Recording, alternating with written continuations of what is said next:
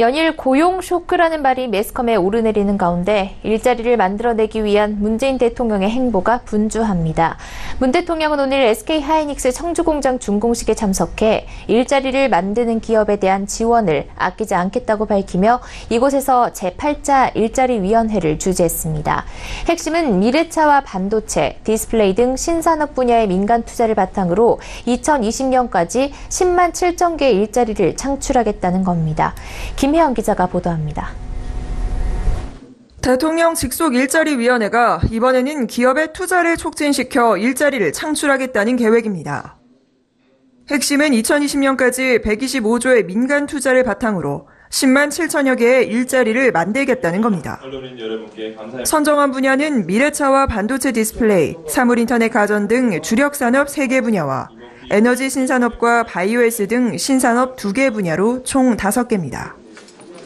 자동차 등 기존 주력 산업은 신기술과 신제품을 개발해 새 시장을 개척하고 사물인터넷 등 미래먹거리로 불리는 신산업은 선제적으로 육성해 성장 동력을 확보하겠다는 겁니다.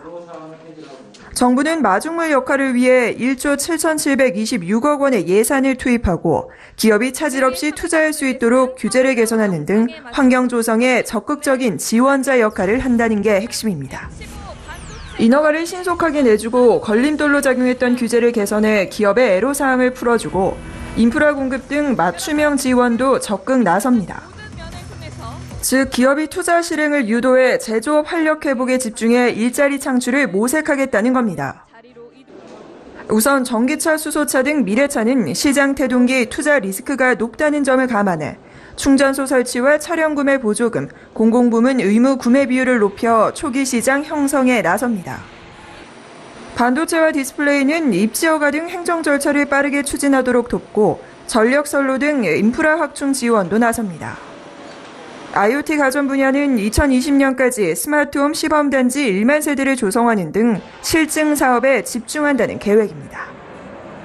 태양광 등 재생에너지는 기존에 1, 2년이 걸리던 인허가 기간을 6개월로 단축하고 바이오에스 분야는 빅데이터를 구축하고 건강관리 서비스와 의료행위 간 명확한 기준을 제시해 제도 개선에 역량을 집중하기로 했습니다.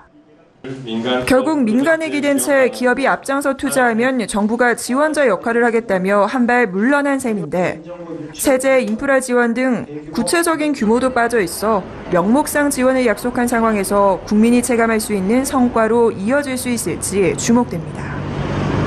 서울경제TV 김혜영입니다.